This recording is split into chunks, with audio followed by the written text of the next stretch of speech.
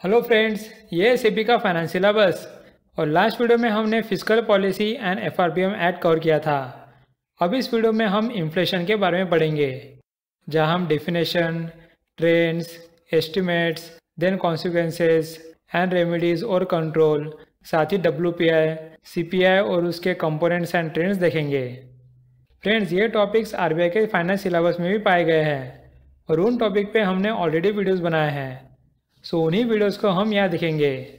अगर आपने ये टॉपिक अफेयर्समैन आरबीआई के यूट्यूब चैनल से कवर किए हैं तो यहाँ आपका रिवीजन हो जाएगा। सो चलिए स्टार्ट करते हैं। सबसे पहले हम इन्फ्लेशन को समझेंगे, फिर उसके टाइप्स और किस लेवल पे उसे मेजर किया जाता है वो भी देखेंगे। नेक्स्ट हम डब्ल्यूपीआई और सीपीआई को डीप में पढ़ेंगे, जहाँ हम उसकी हिस्ट्री और कंपोनेंट समझेंगे। नेक्स्ट हम देखेंगे कि इन्फ्लेशन को कंट्रोल करने के लिए गवर्नमेंट और आरबीआई क्या स्टेप्स लेते हैं। और आखिरी में इन्फ्लेशन के ऊपर कुछ इंपॉर्टेंट टर्म्स को देखेंगे जो आरबीआई एग्जाम में आपको पूछे जा सकते हैं। इतना पढ़ने के बाद इन्फ्लेशन के स्टैटिक पोर्शन में आपको कोई डाउट नहीं रहेगा और आपको कहीं और से पढ़ने की जरूरत भी नहीं पड़ेगी। तो चलिए स्टार्ट करते हैं हमारे इन्फ्लेशन के जर्नी को। सबसे पहले इन्फ्लेशन को सिंपल लैंग्वेज में समझते हैं। सोचो कि 2010 का साल शुरू है और आप एक फ्रूट वेंडर के पास एप्पल खरीदने जाते हो। आप उस वेंडर को 100 रुपीज़ का नोट देते हो और उसके बदले में वो वेंडर आपको 5 एप्पल देता है। तो इसका मतलब एक एप्पल हुआ 20 रुपीज़ का। अब सोचो कि 2011 का साल आ गया और आप वापस उस वेंडर के पास जाते हो। वहाँ आप उसको 100 रुपीज़ का नोट देते हो और वो उसके बदले आपको 4 एप्पल देता है। मतलब यहाँ एक एप्पल की प्राइस हो गई 25 रुपीज़। सो इसे हम कहते हैं इन्फ्लेशन, जहाँ एप्पल की इस साल की प्राइस लास्ट ईयर से ज़्यादा है। तो जैसे ही इन्फ्लेशन हो गया वैसे ही पैसे की वैल्यू कम हो गई, क्योंकि पिछले साल 100 रुपीज़ में 5 एप्पल्स आते थे और अब बस 4 आ रहे हैं। ओके, अब हम गिनते हैं कि एप्पल का इन्फ्लेशन रेट कितना है।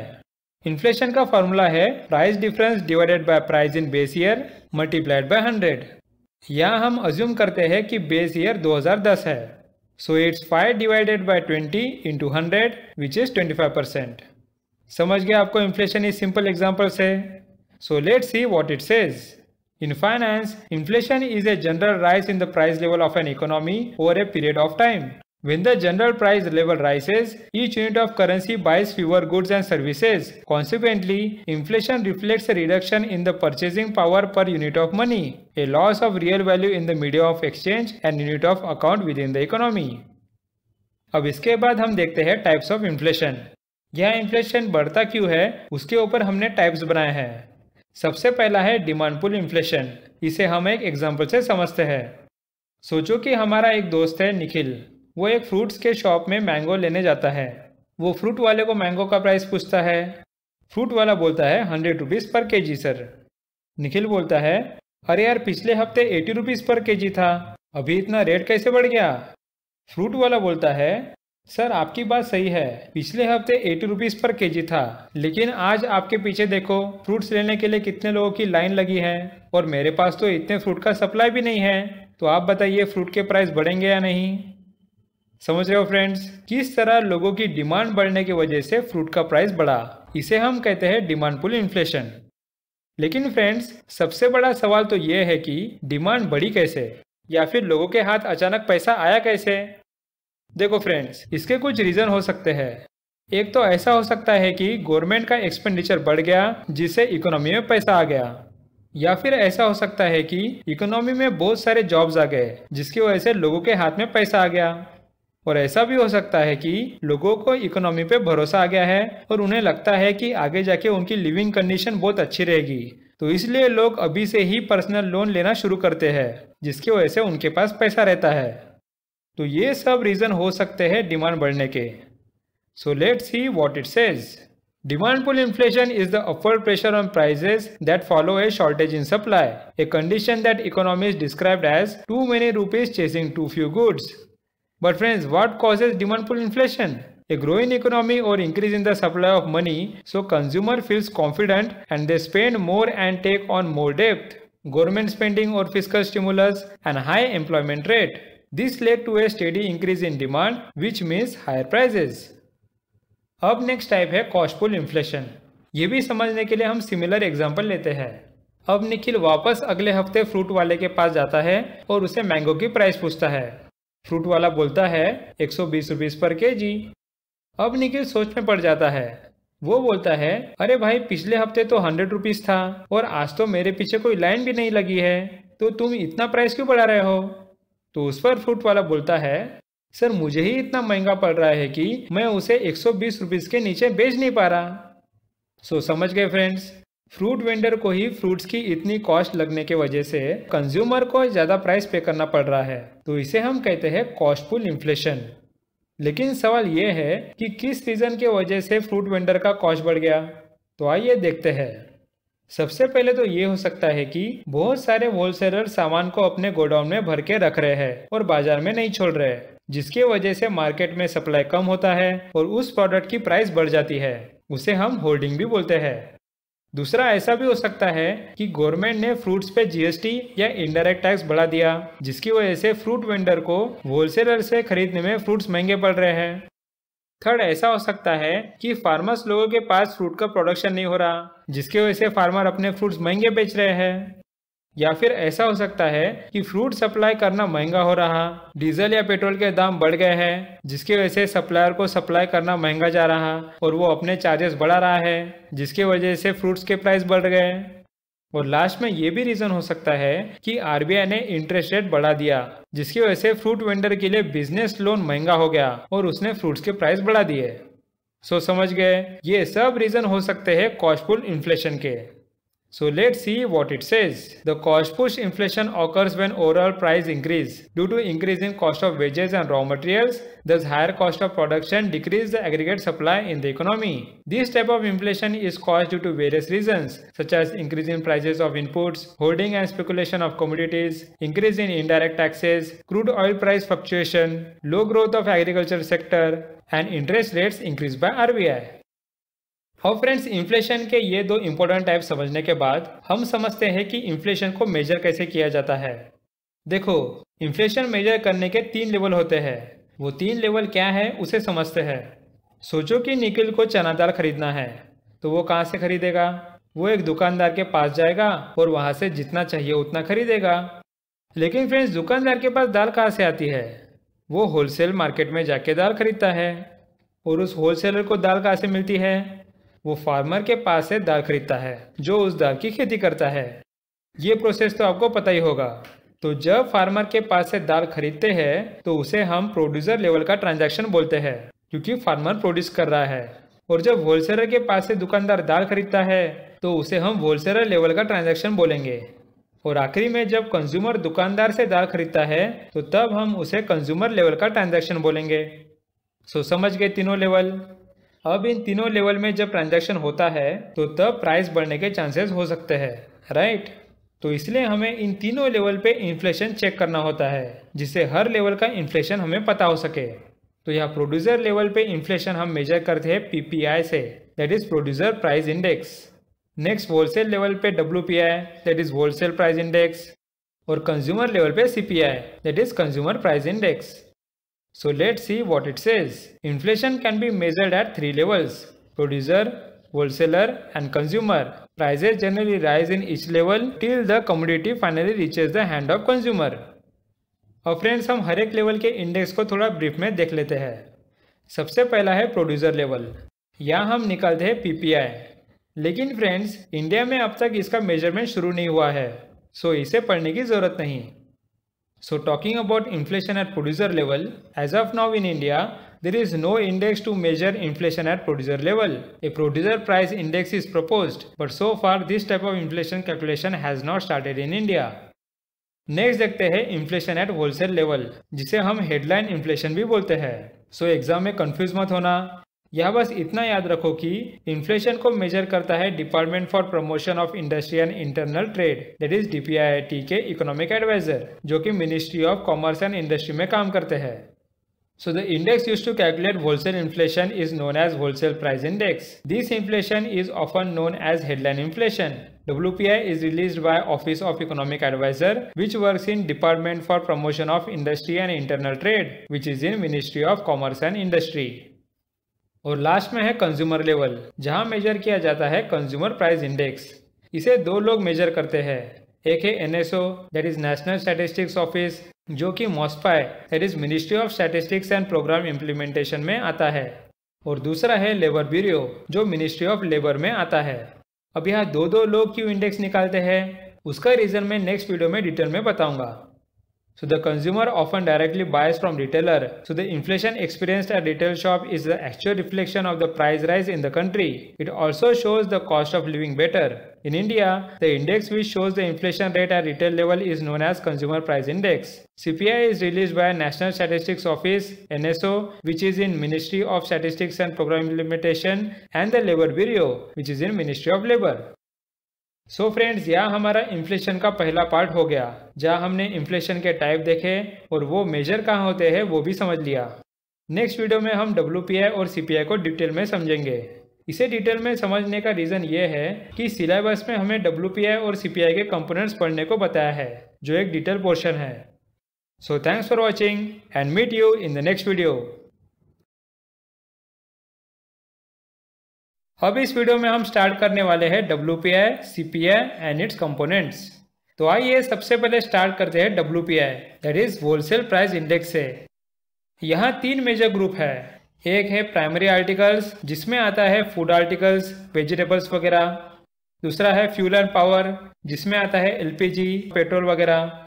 और थर्ड है मैन्युफैक्चर प्रोडक्ट्स जिसमें आता है मैन्युफैक्चर फूड प्रोडक्ट्स, शुगर या टेक्सटाइल वगैरह। अब फ्रेंड्स, इन सब ग्रुप का यूज करके WPI इंडेक्स निकालते कैसे हैं? देखो फ्रेंड्स, इन ग्रुप्स के वेट दिए गए हैं, उस वेट का यूज करके हम WPI इंडेक्स निकालते हैं। तो प्राइमरी आर्टिकल्स को वेट दिया गया है 22.62%, फ्यूल एंड पावर को वेट दिया गया है 13.15% और मैन्युफैक्चर प्रोडक्ट्स को वेट दिया गया है 64.23%। ये सब मिला के टोटल ऑब्वियस है 100%। अब हम एक एग्जाम्पल लेते हैं जहां हम समझ लेंगे कि किसी ईयर का इन्फ्लेशन कैसे निकालते हैं। लेकिन वो समझने से पहले मैं बता दूं कि WPI इन्फ्लेशन का बेस ईयर है 2011-12, तो हमें इसी बेस ईयर से प्राइजेस कंपेयर करना होगा। अब चलते हैं एग्जाम्पल की तरफ। यहाँ हम 2011-12 का डाटा लेते हैं। सबसे पहले है प्राइस। सोचो कि प्राइमरी आर्टिकल्स का प्राइस निकला है 180, फ्यूल एंड पावर का है 150 और मैन्युफैक्चर प्रोडक्ट्स का है 200। अब हम इन्फ्लेशन निकालने के लिए ये प्राइस नहीं यूज़ करते, हम इसके वेटेड प्राइस निकालते हैं। तो प्राइमरी आर्टिकल का वेटेड प्राइस क्या होगा? बहुत सिंपल है, प्राइस को वेट से मल्टीप्लाई करो। सो 180 इंटू 22.62%, ये आता है 40.72। Next similarly fuel and power का 150 इंटू 13.15%, दैट इज 19.73। और थर्ड मैन्युफैक्चर प्रोडक्ट्स का भी same, that is 200 into 64.23%, that is 128.46। अब इस वेटेड प्राइस का टोटल है 188.91। सो ये है हमारा बेस ईयर का वेटेड प्राइस। यहाँ तक समझ लिया? अब सोचो कि हमें 2014-15 का होलसेल प्राइस इंडेक्स निकालना है। कोई प्रॉब्लम नहीं, निकाल लेते हैं। सबसे पहले इनके प्राइसेस देख लेते हैं। प्राइमरी आर्टिकल का बढ़ के हो गया है 185, तो वेटेड आएगा इंटू 22.62%, दैट इज 41.85। उसके बाद फ्यूल एंड पावर का प्राइस बढ़कर हो गया 160, तो वेटेड प्राइस है इंटू 13.15%, दैट इज 21। और लास्ट मैन्युफैक्चर प्रोडक्ट्स का प्राइस हो गया है 210, सो इसका वेटेड प्राइस है इंटू 64.23%, दैट इज 134.89। अब इन सब का वेटेड प्राइस का टोटल है 197.74।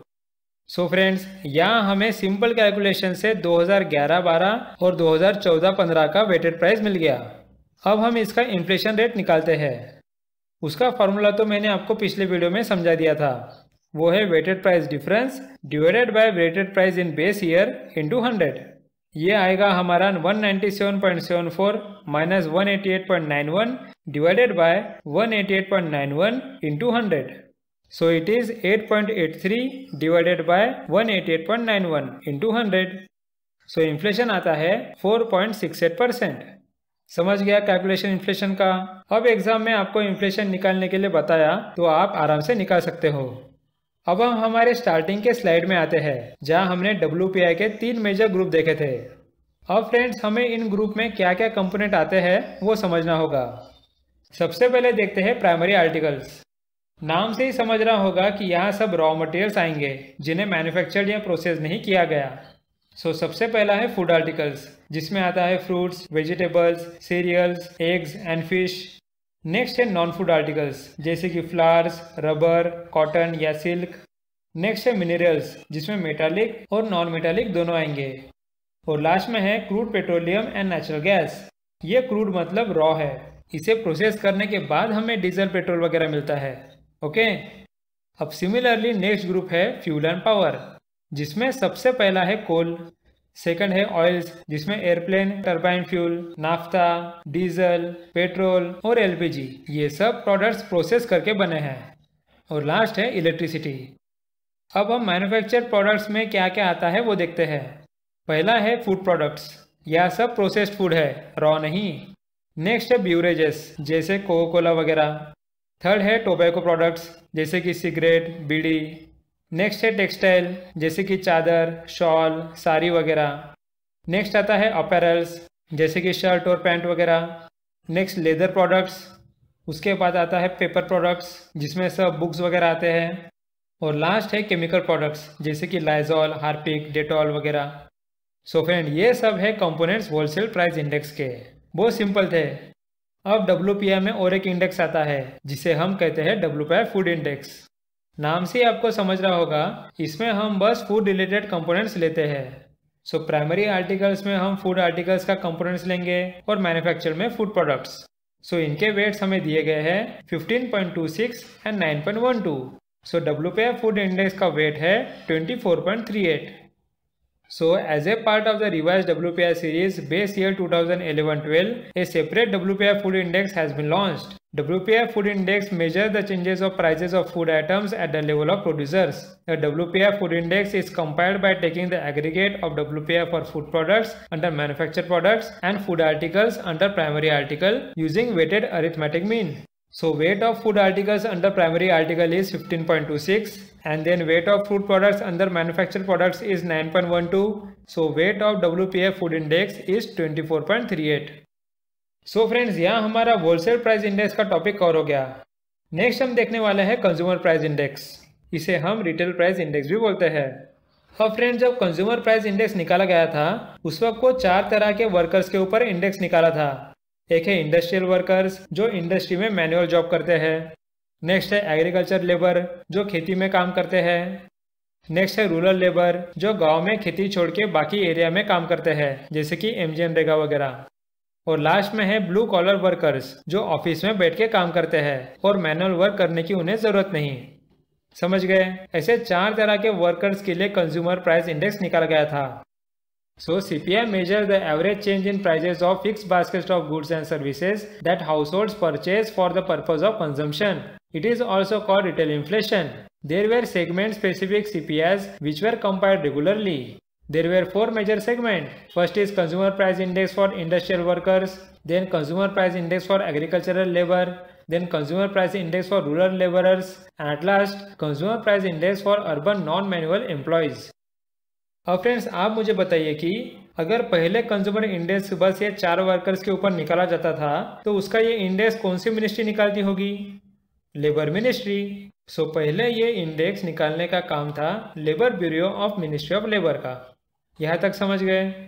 लेकिन फ्रेंड्स, अगर हमें ओवरऑल इंडिया का एक इंडेक्स चाहिए, तो क्या बस 4 अलग अलग वर्कर्स के लिए इंडेक्स निकाल के काम हो जाएगा? बिल्कुल नहीं। इसलिए गवर्नमेंट ने डॉक्टर सी रंगाराजन के अंडर एक कमीशन बिठाया और उन्हें इसका सॉल्यूशन निकालने को कहा। तो रंगाराजन जी ने बताया कि हमें कंज्यूमर प्राइस इंडेक्स रूरल और अर्बन निकालना होगा और फिर दोनों को कंबाइन करके हम CPI कंबाइन निकालेंगे। वो हमारा ऑल इंडिया लेवल का इंडेक्स होगा और ये CPI रूरल, अर्बन और कंबाइन निकालने का काम करेगी national statistical office of ministry of statistics and programme implementation. अब आप समझ गए फ्रेंड्स कि क्यों consumer price index ministry of labour और MOSPI दोनों निकालती है। अब आपको कोई डाउट नहीं होगा। Let's see what it says.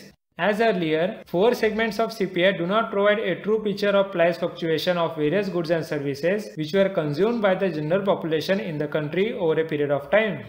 The National Statistical Commission (NSC) under Dr. C. Rangarajan in its report 2001 recommended the compilation of CPI for rural and urban areas. और आगे मैंने बताया था कि कैसे 2 अलग अलग मिनिस्ट्री इंडेक्स निकालती है। So CPI Urban, Rural and All India is released by National Statistics Office, which is under Ministry of Statistics and Program Implementation. And CPI Industrial Workers, CPI Agriculture Labor and CPI Rural Labor are a set of indices released by the Labor Bureau, which is under Ministry of Labor. और friends यहाँ एक simple point में add करना चाहूँगा कि consumer price index का base year था 2010, लेकिन अब उसे रिवाइज करके बनाया गया 2012. So earlier the base year was 2010, then the base CPI was revised from 2010 to 2012. और फ्रेंड्स हम कंज्यूमर प्राइस इंडेक्स के कंपोनेंट्स और उसके वेट्स देखते हैं. पहला है फूड और बेवरेज, जिसका वेट है 45.86%. नेक्स्ट है हाउसिंग, जिसका वेट है 10.07%. थर्ड है फ्यूल एंड लाइट, यहाँ लाइट मतलब इलेक्ट्रिसिटी, इनका वेट है 6.84%. फोर्थ है क्लॉथिंग एंड फुटवेयर, जिसका वेट है 6.53%. नेक्स्ट है पान, टोबैको एंड इंटॉक्सिकेंट्स और उसका वेट है 2.38%.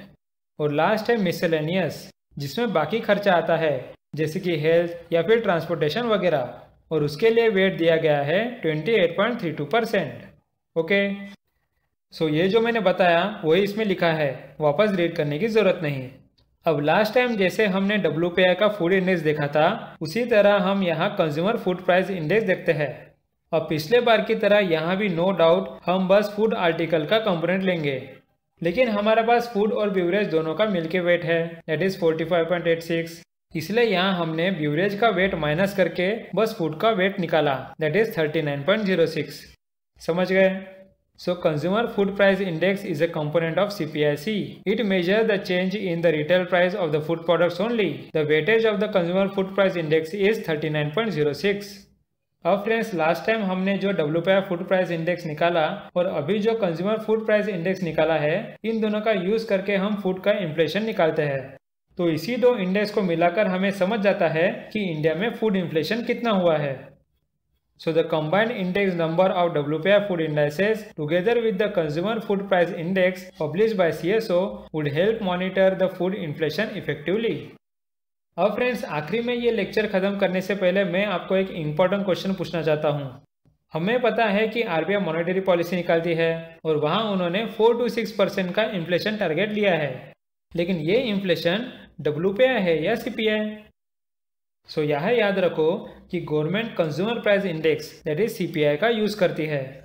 अब नेक्स्ट ये बताओ कि यहाँ जो CPI यूज़ करती है वो रूरल है, अर्बन है या दोनों का कंबाइन? बहुत सिंपल है, अगर RBI पूरे इंडिया के लिए इन्फ्लेशन टारगेट करती है फिर उसे CPI का कंबाइन वाला इंडेक्स यूज़ करना होगा. So, since RBI has adopted inflation targeting, CPI combined is used as nominal anchor for conduct of monetary policy in India. Thus, here Monetary Policy Committee is mandated to keep CPIC in the range of 2% to 6%. So, CPI is used for inflation targeting. So, friends, यहाँ हमने WPI और CPI inflation बहुत अच्छे से cover कर लिया है. अब आप इसके ऊपर कोई भी क्वेश्चन सॉल्व कर सकते हो. नेक्स्ट वीडियो में हम देखेंगे इन्फ्लेशन कंट्रोल करने के लिए RBI और गवर्नमेंट ने क्या मेजर्स लिए हैं. So thanks for watching and meet you in the next video.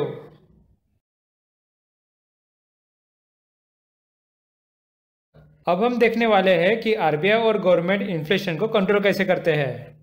देखो फ्रेंड्स, इन्फ्लेशन को कंट्रोल करने के लिए RBI यूज करती है मॉनेटरी पॉलिसी और गवर्नमेंट यूज करती है फिस्कल पॉलिसी. अब यह मॉनेटरी पॉलिसी में हम पढ़ने वाले हैं open market operations, market stabilization scheme, repo और रिवर्स रेपो, फिर बैंक रेट, उसके बाद मार्जिनल स्टैंडिंग फैसिलिटी और कॉल रेट. और सिमिलरली गवर्नमेंट अपनी फिस्कल पॉलिसी का यूज करके इन्फ्लेशन कैसे कंट्रोल करती है वो देखेंगे, जहां हम देखेंगे कि गवर्नमेंट पब्लिक डिस्ट्रीब्यूशन सिस्टम का यूज कैसे करती है और उसके बाद ट्रेड में क्या मेजर्स लेती है. फिर गवर्नमेंट ने एसेंशियल कमोडिटीज क्यों लाया और वो मिनिमम सपोर्ट प्राइस का यूज कैसे करती है. और लास्ट में गवर्नमेंट ने प्राइस स्टेबलाइजेशन फंड क्यों निकाला वो समझेंगे. सो फ्रेंड्स, आप देख रहे हो कि इस टॉपिक में हमें कितने सारे इंपॉर्टेंट फैक्ट कवर करने हैं, इसलिए हम इस वीडियो में RBI की मॉनेटरी पॉलिसी समझेंगे और नेक्स्ट वीडियो में हम गवर्नमेंट के मेजर्स देखेंगे. सो चलिए स्टार्ट करते हैं. सबसे पहले मैं आपके थोड़े कंसेप्ट्स क्लियर करना चाहता हूँ, ये इन्फॉर्मेशन हमें आगे हेल्प आएगी. आपको तो पता ही है कि जब कस्टमर बैंक में डिपॉजिट करते हैं तो वो बैंक के लिए लायबिलिटी होती है और कस्टमर बैंक में पैसे एक तो सेविंग्स अकाउंट में रखते हैं या फिर फिक्स डिपॉजिट्स के जो स्कीम्स होते हैं उसमें इन्वेस्ट करते हैं, तो उसे हम कहते हैं net demand and time liabilities. ये बैंक के लिए लायबिलिटी होती है जो बैंक को ऑन डिमांड वापस करना पड़ता है, जैसे कि सेविंग्स, या फिर कुछ समय के बाद वापस करना पड़ता है, जैसे कि एफडी वगैरह। इसलिए हम इसे net demand and time liabilities बोलते हैं। यहाँ तक समझ आया? तो अब कस्टमर बैंक में अपने पैसे रखते हैं तो उन्हें बस एक ही चिंता रहती है कि हमारे पैसे डूब न जाए। सो इसी डर के वजह से आरबीआई बैंक को दो तरह के रेशियो में इन्वेस्ट करने को बोलती है। एक है CRR, that is cash reserve ratio, और दूसरा है SLR, that is statutory liquidity ratio. So cash reserve ratio में बस कैश रखना पड़ता है और स्टैट्यूटरी लिक्विडिटी रेशियो में गोल्ड या गवर्नमेंट सिक्योरिटीज या उसके जैसे सेफ सिक्योरिटीज में इन्वेस्ट करना पड़ता है। सो यहाँ एग्जांपल लेते हैं कि CRR हमें चाहिए 4% और SLR चाहिए 18%, लेकिन ये 4% और 18% किसके बेसिस पे रहेगा? ये रहेगा NDTL के बेसिस पे, that is net demand and time liabilities. अब सोचो कि NDTL है 100 करोड़, तो बैंक को CRR के तहत 4 करोड़ की कैश रखनी पड़ेगी और SLR के तहत 18 करोड़ गोल्ड और बाकी गवर्नमेंट सिक्योरिटीज में रखने होंगे। क्लियर होगा यहाँ तक? So let's see what is CRR and SLR. So cash reserve ratio is a specified minimum fraction of the total deposit of customers which commercial banks have to hold as reserve either in cash or as deposit with the central bank. Statutory liquidity ratio is the Indian government term for reserve requirement that the commercial banks in India require to maintain in the form of gold and government approved securities before providing credit to the customers. These both ratios are calculated against the bank net demand and time liabilities, that is NDTL. अब friends शुरू करते हैं open market operations. देखो, government को India की economy चलानी होती है और उसे बहुत सारे फंड्स की जरूरत होती है, तो गवर्नमेंट आरबीआई से लोन लेती है और बदले में उसे गवर्नमेंट सिक्योरिटीज देती है जो अलग अलग मैच्योरिटी की हो सकती है, जैसे कि 3 मंथ्स, 6 मंथ या 1 ईयर वगैरह। सो यहाँ हम अज्यूम करते हैं कि 1 साल की मैच्योरिटी की गवर्नमेंट सिक्योरिटीज है।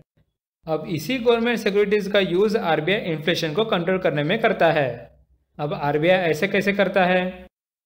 सोचो कि मार्केट में मनी सप्लाई बहुत ज़्यादा है और जिसकी वजह से इन्फ्लेशन बढ़ रहा। सो अब आरबीआई को मार्केट से मनी सप्लाई को कम करना पड़ेगा, तो इसलिए वो मार्केट में बैंक या बड़े इन्वेस्टर लोग को बोलता है कि आप मेरे तरफ से सेफ गवर्नमेंट सिक्योरिटीज खरीद लो और मुझे पैसे दे दो। तो ऐसे आरबीआई मार्केट से मनी सप्लाई कम करता है, जिससे इन्फ्लेशन जो बढ़ा था वो कम हो जाता है। अब सिमिलरली नेक्स्ट सिनेरियो ले लो, यहाँ इकोनॉमी में मनी सप्लाई कम है और इन्फ्लेशन बहुत कम हो गया है, लेकिन इतना इन्फ्लेशन कम होने की वजह से लोग इन्वेस्ट नहीं कर रहे और बिजनेस ग्रो नहीं हो रहा, इसलिए यहाँ आरबीआई को मनी सप्लाई को बढ़ाना पड़ेगा। सो वापस आरबीआई बैंक और बाकी इन्वेस्टर को बोलती है कि मैं आपके तरफ से गवर्नमेंट सिक्योरिटीज खरीदता हूँ और आपको पैसे देता हूँ, और ऐसे करने से मार्केट में मनी सप्लाई बढ़ जाता है और इन्फ्लेशन बढ़ने लगता है। समझ गए कि किस तरह आरबीआई अपने मर्जी से जब चाहे मार्केट में सिक्योरिटीज बेचता है या खरीदता है, जिससे इन्फ्लेशन को कंट्रोल कर सके। इसे ही हम कहते हैं open market operations. So open market operations are market operations conducted by RBI by the way of sale or purchase of government securities to or from the market with an objective to adjust the rupee liquidity conditions in the market on a durable basis. If there is excess liquidity, RBI resorts to sale of securities and suck out the rupee liquidity. Similarly, when the liquidity conditions are tight, RBI buys securities from the market, thereby releasing liquidity into the market. अब friends सोचो कि RBI ने inflation को control करने के लिए banks और investors को गवर्नमेंट सिक्योरिटीज बेच दिए और उनसे पैसे ले लिए, जिससे मनी सप्लाई ज़्यादा ना बढ़े। लेकिन फ्रेंड्स यहाँ एक प्रॉब्लम होती है। 1 साल बाद ये गवर्नमेंट सिक्योरिटीज मैच्योर हो जाती है और मैच्योर होने के बाद गवर्नमेंट के बिहाफ से आरबीआई को बैंक और इन्वेस्टर्स को मैच्योरिटी की अमाउंट पे करनी पड़ती है, तो इससे वापस मनी सप्लाई बढ़ जाता है और इन्फ्लेशन बढ़ना चालू हो जाता है। सो आरबीआई गवर्नमेंट के पास जाती है और बोलती है कि आप हमसे और पैसे लोन में ले लो और हमें सिक्योरिटीज दे दो, क्योंकि मुझे मार्केट में इन्फ्लेशन को कंट्रोल करना है। लेकिन गवर्नमेंट बोलती है कि मुझे तो पैसे बोरो करना नहीं है, फिर मैं गवर्नमेंट सिक्योरिटीज देके क्या करूँगा। अब आरबीआई मुसीबत में आ जाती है। अगर उसके पास गवर्नमेंट सिक्योरिटीज ही ना हो तो वो इन्फ्लेशन को कंट्रोल कैसे करेगा। तो आरबीआई गवर्नमेंट से हेल्प मांगता है। तो गवर्नमेंट आरबीआई को 2004 में ये बोलती है कि अगर ऐसी सिचुएशन आए जहां तुम्हें इन्फ्लेशन को कंट्रोल करना है और तुम्हारे पास सिक्योरिटीज ना हो, तो तुम मेरे नाम पर बिना परमिशन के सिक्योरिटीज निकाल लो और उसे मार्केट स्टेबल करने में यूज करो। सो इसे हम कहते हैं मार्केट स्टेबलाइजेशन स्कीम, जहां आरबीआई ऐसे सिचुएशन में गवर्नमेंट सिक्योरिटीज खुद इशू करती है और उसे मार्केट में बेचती है, जिससे मनी सप्लाई कंट्रोल में रहे और इन्फ्लेशन ना बढ़े। So market stabilization scheme is a monetary policy intervention by the RBI to withdraw excess liquidity or money supply by selling government securities in the economy. The MSS was introduced in April 2004. This is mainly done when government don't want to borrow money from the market, but still RBI uses this mechanism just to reduce money supply in the market. अब हम समझते हैं कि bank rate क्या होता है। सोचो कि बैंक के पास होम लोन लेने के लिए बहुत सारे बोरोअर्स आ गए और बैंक को लोन देने में कोई प्रॉब्लम नहीं, लेकिन बैंक के लिए ये इन्वेस्टमेंट लॉन्ग टर्म का है और उसके लिए उसे लॉन्ग टर्म के लिए पैसे चाहिए।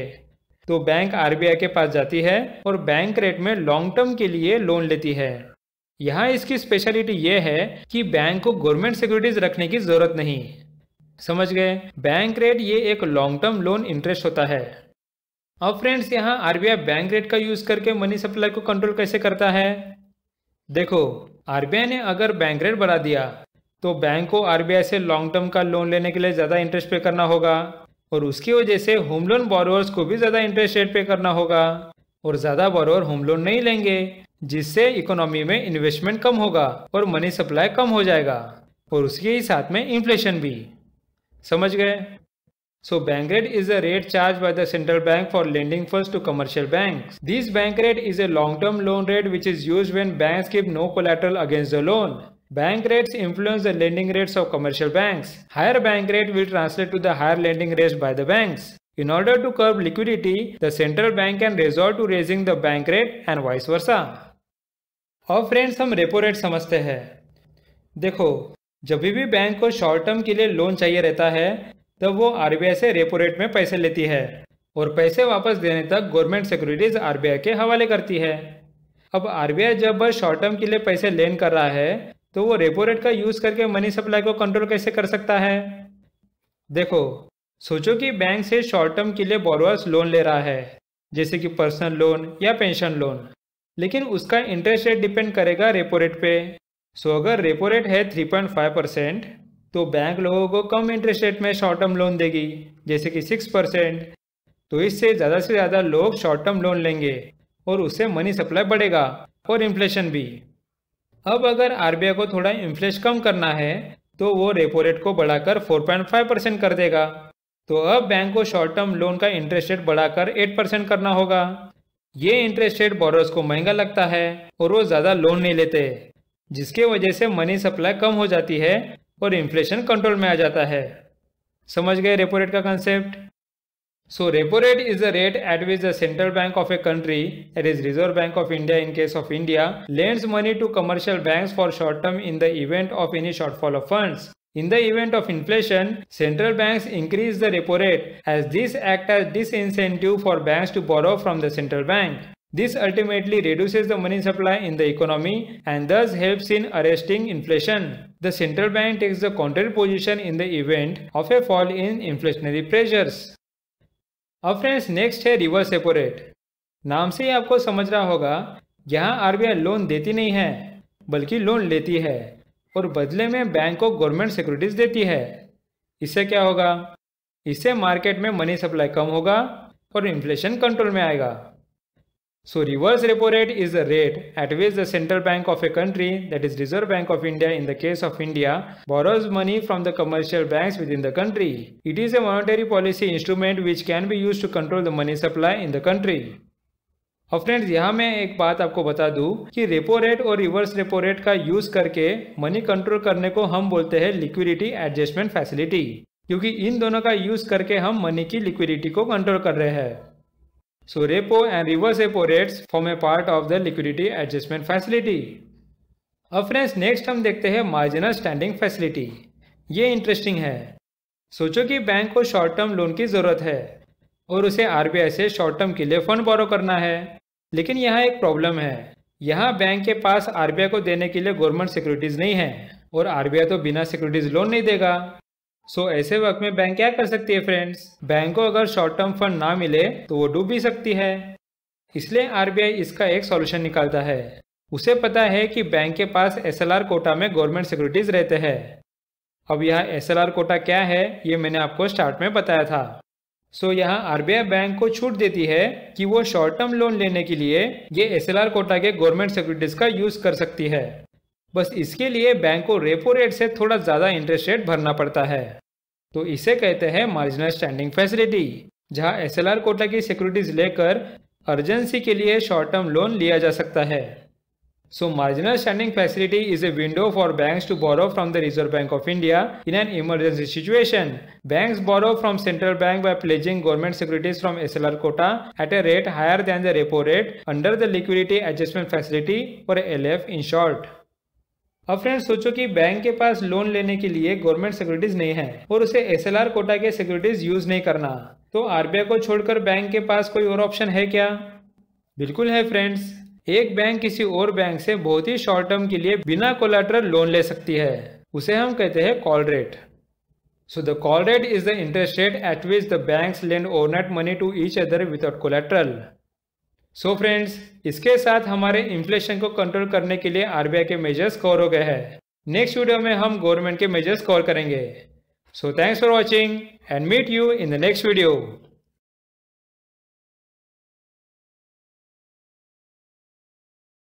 लास्ट वीडियो में हमने आरबीआई के मेजर्स कवर किए थे। अब इस वीडियो में हम देखने वाले हैं गवर्नमेंट के मेजर्स। तो आइए स्टार्ट करते हैं फिस्कल पॉलिसी से। मैंने फिस्कल पॉलिसी के बारे में एक डिटेल वीडियो बना दिया था जो है पार्ट 45, लेकिन वहां हमने ग्रोथ पर फोकस किया था, या हम इन्फ्लेशन पे फोकस करेंगे। सो यहाँ हम फिस्कल पॉलिसी का कंसेप्ट सिंपल लैंग्वेज में समझ लेते हैं। देखो, फिस्कल पॉलिसी ये गवर्नमेंट की काम करने की पॉलिसी होती है जहां गवर्नमेंट इकोनॉमी में टैक्स लगाती है और पैसा लेती है, जिसे हम रिसीट बोलते हैं, और इकोनॉमी में स्पेंड करती है जैसे कि इंफ्रास्ट्रक्चर, उसे हम एक्सपेंडिचर बोलते हैं। तो अब कुछ एग्जाम्पल से समझ लेते हैं कि गवर्नमेंट के डिसीजन से इन्फ्लेशन कैसे चेंज होता है। सोचो कि गवर्नमेंट हर बार जितना टैक्स लगाती थी उतना अब नहीं लगाती, इसलिए यहाँ टैक्स कम लगने की वजह से लोगों के पास या बिजनेसमैन के पास पैसे ज्यादा रहते हैं, तो वो इकोनॉमी में खर्चा करते हैं और जिससे डिमांड बढ़ती है और उसके साथ इन्फ्लेशन बढ़ता है। अब नेक्स्ट एक सिनारियो देख लेते हैं। यहाँ गवर्नमेंट इंफ्रास्ट्रक्चर में खर्चा थोड़ा कम करती है, उसकी वजह से कॉन्ट्रैक्टर और लेबर लोगों को जॉब नहीं मिलती और उनके पास पैसा नहीं रहता। सो यहाँ पैसा हाथ में ना रहने की वजह से डिमांड कम हो जाती है और उसी के साथ इन्फ्लेशन कम हो जाता है। सो समझ गए कि किस तरह रिसिप्ट और एक्सपेंडिचर का यूज करके गवर्नमेंट इन्फ्लेशन को कंट्रोल करता है। So the two main components of fiscal policy are government receipt and government expenditure. In fiscal policy, the government controls inflation either by reducing private spending or by decreasing government expenditure, or by using both. It reduces private spending by increasing taxes on private businesses and salaried individuals. When private spending is more, the government reduces its expenditure to control inflation. अब next है public distribution system. ये कैसे inflation को control करता है समझ लेते हैं। सोचो कि इंडिया में बहुत सारे लोग राइस खरीद रहे हैं। अब अचानक से तो राइस की सप्लाई बढ़ने नहीं वाली, सो यहाँ राइस की डिमांड बढ़ जाती है और उसकी वजह से प्राइस बढ़ जाती है। तो यहाँ गवर्नमेंट अपने पब्लिक डिस्ट्रीब्यूशन सिस्टम का यूज करती है, जहाँ वो बहुत ही अफोर्डेबल रेट्स पे लोगों को राइस प्रोवाइड करती है। तो इसके वजह से राइस की आधी डिमांड पब्लिक डिस्ट्रीब्यूशन सेटिस्फाई करती है और नॉर्मल मार्केट में राइस की डिमांड कम हो जाती है और उसकी वजह से उसकी प्राइस कंट्रोल में आ जाती है। तो समझ गए किस तरह पब्लिक डिस्ट्रीब्यूशन सिस्टम इन्फ्लेशन को कंट्रोल करती है। So the public distribution system, that is PDS, is an Indian food security system established under the Ministry of Consumer Affairs, Food and Public Distribution. PDS evolved as a system of management of scarcity through distribution of food grains at affordable prices. At the times of high inflation, especially food inflation, PDS proved to be very effective by distributing demand pressure on food items. अब next है trade measures. ये तो बहुत simple है। हम यहाँ हमारी famous commodity wheat का एग्जाम्पल लेते हैं। सोचो कि मार्केट में व्हीट का प्रोडक्शन कम हो गया, अब मार्केट में सप्लाई कम हो जाएगी और लोग व्हीट को ज़्यादा डिमांड करेंगे, जिससे व्हीट की प्राइस बढ़ जाएगी। सो यहाँ ये सिचुएशन गवर्नमेंट कैसे हैंडल करेगी? गवर्नमेंट सिंपली व्हीट को इंपोर्ट करती है, जिससे व्हीट की डिमांड कम हो और मिडिल क्लास लोगों को अफोर्डेबल प्राइस पे व्हीट मिले। अब हम दूसरा अपोजिट सिनेरियो लेते हैं। यहाँ व्हीट का प्रोडक्शन बढ़ गया, जिससे व्हीट का सप्लाई ज़्यादा है और उसकी वजह से व्हीट प्राइस बहुत कम हो गया। लेकिन व्हीट की प्राइस इतनी कम होने की वजह से फार्मर्स को बहुत लॉस हो रहा है। इसलिए गवर्नमेंट यहाँ व्हीट को एक्सपोर्ट करती है, जिससे डिमांड थोड़ी बढ़े और फार्मर लोगों को फायदा हो। समझ गए? So inflation rise in economy when demand for essential items increase and the supply for the same is in short. Government can use state measure to control inflation effectively. When any commodity is in short supply, government can import from other countries to meet demand in the country. Similarly, whenever supply is excess in the economy, government can give incentive to exporters to export that item at lower price. Next है Essential Commodities Act. इस act को निकाला क्यों गया था वो समझते हैं। आपको तो पता ही है कि फार्मर्स अपना माल होलसेलर को बेचता है, लेकिन होलसेलर पूरा माल मार्केट में नहीं बेचता। वो ज़्यादातर माल अपने पास गोडाउन में स्टोर करता है। इससे मार्केट में सप्लाई कम हो जाती है और प्रोडक्ट के प्राइस बढ़ जाते हैं। सो ऐसे इन्फ्लेशन को कंट्रोल करने के लिए लाया था एसेंशियल कमोडिटीज एक्ट, जहां इस एक्ट में एसेंशियल कमोडिटी होलसेलर या कोई भी अपने पास एक लिमिट से ज़्यादा स्टोर नहीं कर सकता, जिससे मार्केट में सप्लाई बनी रहे और इन्फ्लेशन कंट्रोल में रहे। So let's see what it says. The Essential Commodities Act, that is ECA, is used to curb inflation by allowing the center to enable control by state governments of trade in a wide variety of commodities. The state imposed stock limits to restrict the movement of any commodity deemed essential. It helped to discourage holding of items, including food commodities such as pulses, edible oils, and vegetables. Next है minimum support price. ये तो आपने बहुत बार सुना होगा। यहाँ farmer को अपने प्रोड्यूस का प्राइस अच्छा मिले और उसे प्रॉफिट होने के लिए मिनिमम सपोर्ट प्राइस लाया गया था। इससे फार्मर से कोई भी डीलर एमएसपी से कम प्राइस से ले नहीं सकता। अब आप सोच रहे होंगे कि इससे तो इन्फ्लेशन बढ़ेगा, क्योंकि व्हीट की प्राइस बढ़ जाएगी। फिर हम इसे इन्फ्लेशन कंट्रोल कैसे कर सकते हैं? आपका पॉइंट बिल्कुल सही है फ्रेंड्स, लेकिन हम यहाँ बस एक ही पर्सपेक्टिव से सोच रहे हैं। मैं आपको यहाँ दूसरा पर्सपेक्टिव बताता हूँ। सोचो कि यहाँ व्हीट का एमएसपी बहुत अच्छा दिया है, जिससे बहुत सारे फार्मर्स व्हीट का प्रोडक्शन कर रहे हैं। लेकिन चना दाल के लिए गवर्नमेंट ने बहुत कम सपोर्ट प्राइस रखी है, जिसकी वजह से फार्मर चना दाल का प्रोडक्शन नहीं कर रहे हैं। लेकिन फ्रेंड्स, यहाँ गवर्नमेंट को समझ आता है कि चना दाल के लिए डिमांड बढ़ती जा रही है और अगर उसका सप्लाई नहीं रहा तो उसके प्राइसेस बढ़ जाएंगे और इन्फ्लेशन कंट्रोल में नहीं रहेगा। तो गवर्नमेंट यहाँ एक काम करती है, वो चना दाल का एमएसपी बढ़ा देती है। अब इससे क्या होगा? एमएसपी ज़्यादा रखने की वजह से जो फार्मर्स पहले बस व्हीट का प्रोडक्शन कर रहे थे, वो अब चना दाल की भी खेती करना चालू कर देते हैं, जिससे लोगों को जितना सप्लाई चाहिए वो मिल जाता है और इन्फ्लेशन कंट्रोल में आता है। समझ गए एमएसपी का यूज़ करके इन्फ्लेशन कंट्रोल कैसे करते हैं? So the minimum support price, that is MSP, is the rate at which the government purchases crop from farmers and is based on a calculation of at least 1.5 times the cost of production incurred by the farmers. MSP is a minimum price for any crop that the government considers as remunerative for farmers and hence deserving of support. Higher MSP has been announced so as to incentive production and thereby enhance availability of food items, which may help moderate prices. अब friends, यहाँ तक हमने देखा कि government indirectly कैसे market को control करके inflation को कंट्रोल करता है। लेकिन अब हम देखेंगे कि जब इन्फ्लेशन हद से ज़्यादा बढ़ जाता है तो उस वक्त गवर्नमेंट डायरेक्ट मार्केट में इन्वॉल्व कैसे होती है। तो सोचो कि व्हीट के प्राइस बहुत बढ़ गए हैं और इनडायरेक्ट कितने भी मेजर यूज़ किए लेकिन व्हीट की प्राइस कम नहीं हो रही, तो यहाँ गवर्नमेंट खुद आती है और फार्मर से डायरेक्ट व्हीट खरीदती है और उसे अफोर्डेबल प्राइस में बेचती है। तो यहाँ जो गवर्नमेंट को खर्चा आता है उसके लिए उसने प्राइस स्टेबलाइजेशन फंड निकाला है। तो इस फंड का यूज करके गवर्नमेंट प्राइसेस को कंट्रोल करती है। So established in 2014-15, Price Stabilization Fund, that is PSP, is any fund created to absorb extreme volatility in selected commodity prices. Such goods will be procured directly from farmers or farmers organization at a farm gate or mandi and made available to consumer at a more affordable price. The sum in the fund is usually used for activities aimed at bringing down or up the high or low prices, say for example acquisition of certain goods and distribution of the same as and when appropriate, so that costs remain within a range. So friends, इसके साथ inflation को control करने के लिए हमारे government के measures भी cover हो गए हैं। So thanks for watching and meet you in the next video. अब हम कवर करने वाले हैं वेरियस टर्म्स ऑफ इन्फ्लेशन। इस वीडियो में आपको इन्फ्लेशन के बारे में और ज़्यादा इन्फॉर्मेशन मिलेगी। तो चलिए स्टार्ट करते हैं। सबसे पहला है हेडलाइन इन्फ्लेशन। ये मैंने आपको मेरे इन्फ्लेशन के वीडियोस में बताया था कि headline inflation wholesale price index that is WPI inflation का दूसरा नाम है। तो एग्जाम में कंफ्यूज मत होना। WPI इन्फ्लेशन के बारे में मैंने आपको डिटेल में पार्ट 47 में बताया है, वो आप चेक कर सकते हो। So headline inflation is the measure of total inflation within an economy. It includes price rise in food, fuel and all other commodities. The inflation rate expressed in wholesale price index usually denotes the headline inflation. अब headline inflation तो समझ गए, लेकिन बहुत सारे economist लोगों को headline inflation में प्रॉब्लम दिखती है।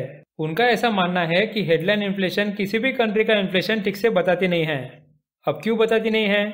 उसके उन्होंने दो रीजन दिए हैं।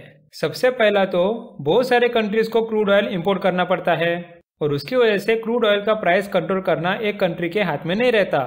सो अगर सोचो कि ईरान में वॉर हो गया तो हमारे लिए क्रूड ऑयल प्राइस बढ़ जाएंगे और जिससे हमारी गलती ना होके भी इन्फ्लेशन बढ़ जाएगा। तो इकोनॉमिस्ट का मानना है कि इन्फ्लेशन के ऐसे उतार चढ़ाव को देखकर हमने हमारे इकोनॉमिक डिसीजन लेने नहीं चाहिए। और दूसरा प्रोडक्ट जो इकोनॉमिस्ट को पसंद नहीं है वो है फूड। यहाँ भी इकोनॉमिस्ट बोलते हैं कि फूड की प्राइस ऊपर नीचे होती रहती है। यहाँ कभी फार्मर का प्रोडक्शन कम हो जाता है या फिर कभी होलसेलर लोग फूड प्रोडक्ट्स का होर्डिंग करते हैं। तो इन सब के वजह से बीच बीच में इन्फ्लेशन में फ्लक्चुएशन आते रहते हैं। तो इकोनॉमिस्ट बोलते हैं कि हमें हेडलाइन इन्फ्लेशन से अच्छा कोर इन्फ्लेशन पे फोकस करना चाहिए, जहाँ हम फ्यूल और फूड के इन्फ्लेशन को कंसिडर नहीं करते। उसे हम नॉन फूड इन्फ्लेशन बोलते हैं या फिर अंडरलाइन इन्फ्लेशन भी बोलते हैं। समझ गए? So let's see what it says. The core inflation, which is also called underlying inflation or non-food inflation, does not consider the inflation in food and fuel. This is a concept derived from headline inflation. There is no index for direct measurement of core inflation, and now it is measured by excluding food and fuel items from wholesale price index or consumer price index. अब friends, हमने core inflation और headline inflation तो समझ लिया। Next हम समझने वाले हैं डिसइन्फ्लेशन और डिफ्लेशन। बहुत सारे एस्पिरेंट इसमें कंफ्यूज रहते हैं, तो इसे ध्यान से समझते हैं। हम इसे इन्फ्लेशन से कंपेयर करते हैं जिससे समझने में आसानी होगी। देखो, यहाँ इन्फ्लेशन क्या है मैंने आपको समझा दिया था। इन्फ्लेशन बास्केट ऑफ गुड्स की प्राइस को कंपेयर करता है, जैसे कि फूड, क्लॉथिंग या लेदर बैग्स या शूज वगैरह ऐसे गुड्स होते हैं। अगर उसकी प्राइस बढ़ गई तो हम उसे इन्फ्लेशन बोलते हैं। तो सोचो कि अगर बास्केट ऑफ गुड्स की प्राइस है 100 और वो बढ़ के हो गई 120, तो हम उसे इन्फ्लेशन बोलते हैं। यहाँ तक समझ गया होगा। अब देखते हैं कि डिसइन्फ्लेशन क्या होता है। देखो फ्रेंड्स, डिसइन्फ्लेशन का मतलब इन्फ्लेशन ही होता है। मतलब यहाँ भी प्राइस की लेवल बढ़ गई, लेकिन यहाँ डिफरेंस बस इतना होता है कि पिछले साल के कंपैरिजन से इन्फ्लेशन रेट गिर गया है। मतलब अगर पिछले साल इन्फ्लेशन रेट है 7%, तो इस साल वो हो गया है 5%। समझ गए? ये भी एक इन्फ्लेशन ही होता है जहाँ गुड्स के प्राइस बढ़ जाते हैं, बस यहाँ इन्फ्लेशन रेट लास्ट ईयर से कम होता है। यहाँ ये हमेशा याद रखो कि डिसइन्फ्लेशन में इन्फ्लेशन रेट कभी भी 0% के नीचे नहीं आएगा। चाहे इन्फ्लेशन गिर के 0.5% तक आ जाए, लेकिन 0% के नीचे नहीं आएगा। यहाँ तक समझ आया? अब नेक्स्ट हम देखते हैं डिफ्लेशन। फ्रेंड्स, इसे आप इन्फ्लेशन के बिल्कुल अपोजिट समझ लो। यहाँ बास्केट ऑफ गुड्स का प्राइस लेवल ही गिर जाता है। मतलब अगर last year basket of goods का प्राइस था 100, तो वो अब हो जाएगा 80। समझ गए? इसके वजह से इन्फ्लेशन रेट 0% के नीचे चला जाएगा, क्योंकि प्राइस बढ़ नहीं रही, वो गिर रही है। सो फ्रेंड्स, समझ गए डिफ्लेशन? ये इन्फ्लेशन के अपोजिट होता है, जहां प्राइस लेवल गिर जाता है और इन्फ्लेशन रेट माइनस में चला जाता है। अगर अभी भी आपको ये इंपॉर्टेंट कंसेप्ट समझ नहीं आया तो डोंट वरी, मैं आपको इसे एक डायग्राम का यूज करके समझाता हूँ। इस डायग्राम में हम इन्फ्लेशन, डिसइन्फ्लेशन और डिफ्लेशन तीनों को समझेंगे। तो यहाँ मैं एक लास्ट ईयर की इन्फ्लेशन लाइन निकालता हूँ। तो अगर ग्राफ के ऊपर लाइन रही तो वो इन्फ्लेशन रहेगा, और ग्राफ के नीचे लाइन गई फिर वो इन्फ्लेशन माइनस में जाएगा। सो चलिए स्टार्ट करते हैं। सबसे पहले साल तो इन्फ्लेशन दिख रहा है, क्योंकि ग्राफ 0% से ज़्यादा है और प्राइस बढ़ रही। अब नेक्स्ट ईयर का देखते हैं। अरे, यहाँ भी प्राइस बढ़ रही है और ग्राफ 0% से ज़्यादा है, मतलब इन्फ्लेशन हो रहा है। अब थर्ड ईयर में लाइन नीचे आती है, लेकिन लास्ट ईयर से प्राइस बढ़ रही है फ्रेंड्स, क्योंकि ये ग्राफ अभी भी 0% से ज़्यादा है। मतलब इसे भी हम इन्फ्लेशन ही बोलेंगे। बस फर्क इतना है कि यहाँ लास्ट ईयर से इन्फ्लेशन कम है, इसलिए हम इसे डिसइन्फ्लेशन बोलते हैं। समझ गए कंसेप्ट? अब फोर्थ ईयर में भी सेम। यहाँ भी इन्फ्लेशन ही हो रहा है क्योंकि अभी तक ये ग्राफ 0% से ऊपर ही है। बस यहाँ लास्ट ईयर से इन्फ्लेशन रेट कम है तो हम इसे भी डिसइन्फ्लेशन बोलेंगे। अब लास्ट 5th ईयर में पूरा ग्राफ 0% के नीचे आ गया फ्रेंड्स। इसका मतलब इस साल की बास्केट ऑफ गुड्स की प्राइस पिछले साल से कम हो गई है। मतलब यहाँ इन्फ्लेशन है ही नहीं क्योंकि इन्फ्लेशन माइनस में चला गया। सो इसे हम डिफ्लेशन बोलते हैं। समझ गए दोनों कंसेप्ट अच्छे से? अब हम दोनों के डेफिनेशन देखते हैं। So first let's see disinflation. So disinflation is a situation in which the rate of inflation falls over a period of time. For example, disinflation is when the inflation rate is falling from say 5% to 3%, but inflation rate will always above 0. Next we will see deflation. So deflation is the reverse of inflation. It refers to a sustained decline in the price level of goods and services. It occurs when the annual inflation rate falls below 0%, that is a negative inflation rate. Japan suffered from deflation for almost a decade in 1990s. अब friends disinflation और deflation का difficult concept आपको बहुत easy लग रहा होगा। So next हमारा mind fresh करने के लिए सिंपल कंसेप्ट देखते हैं। सबसे पहले क्रीपिंग इन्फ्लेशन।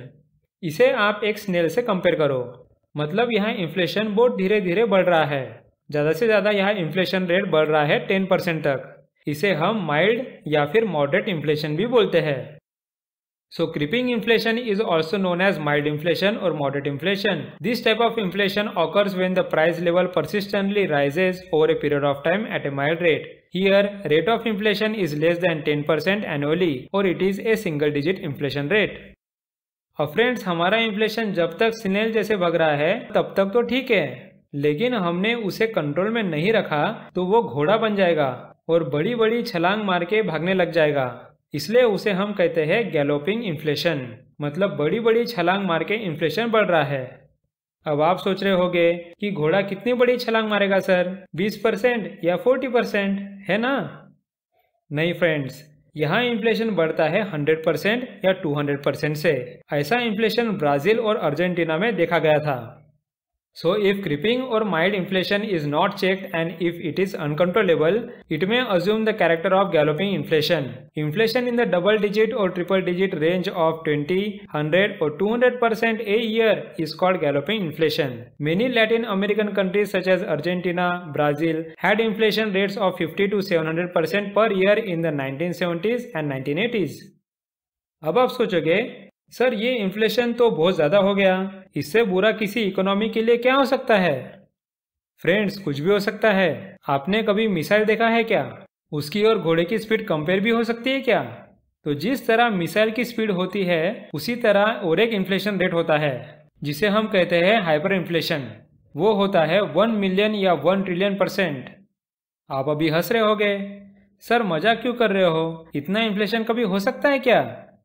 बिल्कुल हुआ है फ्रेंड्स।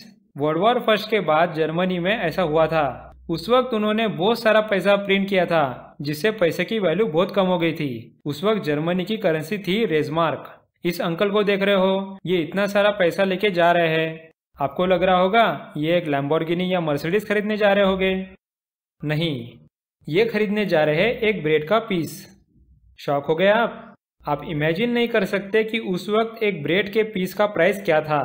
इट वॉज 4.6 मिलियन रेजमार्क, मतलब 46 लाख का एक ब्रेड। इसे कहते हैं हाइपर इन्फ्लेशन। दिख गई आपको मिसाइल की speed? So let's see what it says. Hyperinflation is a stage of very high rate of inflation. While economies seem to survive under galloping inflation, a deadly strain takes hold when the cancer of hyperinflation strikes. Nothing good can be said about a market economy in which prices are rising a million or even a trillion % per year. Hyperinflation occurs when the prices go out of control and the monetary authorities are unable to impose any check on it. Germany had witnessed hyperinflation in 1920s. और friends हम inflation में सबसे आखिरी interesting concept समझ लेते हैं, वो है स्टैगफ्लेशन। इसे समझने के लिए नॉर्मल इकोनॉमिक कंडीशन में क्या होता है वो समझ लेते हैं। सोचो कि इकोनॉमी की ग्रोथ अच्छी हो रही है और लोगों को एम्प्लॉयमेंट भी मिल रहा है, तो यहाँ लोगों के पास पैसा आ गया और उसके साथ डिमांड भी बढ़ जाएगी, उससे इन्फ्लेशन बढ़ जाएगा। समझ गए? अब एक दूसरा सिनेरियो समझते हैं। यहाँ इकोनॉमी की हालत खराब है और इकोनॉमी रिसेशन में गई है। उसके वजह से मार्केट में जॉब नहीं है और लोगों को जॉब मिल नहीं रही है, तो अब लोगों के पास पैसा कम रहेगा और उससे डिमांड कम हो जाएगी, जिसके वजह से इन्फ्लेशन भी कम हो जाएगा। सो ये दो सिनारियो हमें नॉर्मल इकोनॉमी में मिलते हैं। लेकिन स्टैग्नेशन में कुछ इंटरेस्टिंग होता है। यहाँ इकोनॉमी रिसेशन में आती है, जिसके वजह से लोगों को एम्प्लॉयमेंट नहीं मिलता, तो अब यहाँ इन्फ्लेशन गिरना चाहिए। लेकिन स्टैग्फ्लेशन के सिचुएशन में इन्फ्लेशन बढ़ता है। अब आप सोच रहे होंगे कि ऐसा कैसे हो सकता है। ऐसा एक बार 1970s में यूएसए और बाकी डेवलप कंट्रीज के साथ हुआ था। उसका सबसे बड़ा रीजन था ऑयल इंपोर्ट। देखो, उस वक्त यूएसए ऑयल मिडिल ईस्ट से इंपोर्ट करती थी और मिडिल ईस्ट ने ऑयल के दाम बढ़ा दिए। अब चाहे यूएसए की इकोनॉमी अच्छी नहीं चल रही थी, लेकिन ऑयल के प्राइस बढ़ने की वजह से उनकी इकोनॉमी में प्रोडक्ट्स के प्राइस बढ़ गए और इन्फ्लेशन बढ़ गया। सो ये एक रेयर सिनेरियो था। इसे हम कहते हैं स्टैग्फ्लेशन। So stagflation is an economic situation in which inflation and economic stagnation or recession occur simultaneously and remain unchecked for a period of time. Stagflation was witnessed by developed countries in 1970s when world oil prices rose dramatically. So friends, यहाँ हमारे inflation के सारे important concept cover हो गए। लेकिन video खत्म करने से पहले मैं आपको एक बात पूछना चाहता हूँ। हमें ये पता है कि गवर्नमेंट इन्फ्लेशन मेजर करने के लिए WPI और CPI निकालती है, तो हमारी आरबीआई भी कुछ करती होगी ना, क्योंकि आरबीआई का तो इन्फ्लेशन कंट्रोल करना सबसे इम्पोर्टेंट काम है। उसके इजाज़त के बिना तो इन्फ्लेशन का पत्ता भी नहीं हिलता। सो आरबीआई यहाँ खुद के हिसाब से इन्फ्लेशन को मेजर करने के लिए कुछ सर्वे निकालती है। सबसे पहला तो वो हाउस होल्ड्स को पूछती है कि कितना इन्फ्लेशन एक्सपेक्ट कर रहे हो। उसे हम कहते हैं inflation expectation survey for house holds by RBI. Next वो देखता है कि बैंक ने अपनी सर्विस की प्राइस कितनी बढ़ा दी है, जिससे आरबीआई को थोड़ी इन्फ्लेशन की आइडिया आती है। उसे हम कहते हैं banking business service price by RBI. और लास्ट में वो मैन्युफैक्चरिंग कंपनीज के फाइनेंशियल स्टेटमेंट देखता है। वहां से उसे मालूम होता है कि कितने प्रोडक्ट्स मैन्युफैक्चर हुए, कितने सेल हो गए और कितने उनके गोडाउन में पड़े हैं। तो उसे हम बोलते हैं RBI OBICUS, that is order books, inventories and capacity utilisation survey.